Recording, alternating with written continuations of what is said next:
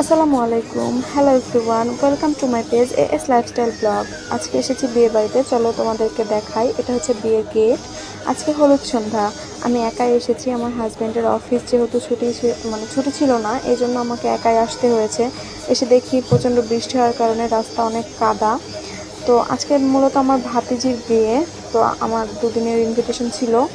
আজকে এসেছি, কালকে আসতে পারবো কিনা জানি না, কালকে ভিডিও শেয়ার করতে পারবো কিনা। এসে দেখি বউকে সবাই কি বলে মিষ্টি খাওয়াচ্ছিল, সব কিছু খাওয়াচ্ছিল। তো এটা দেখে আমিও তাকে কিছু খাওয়ালাম।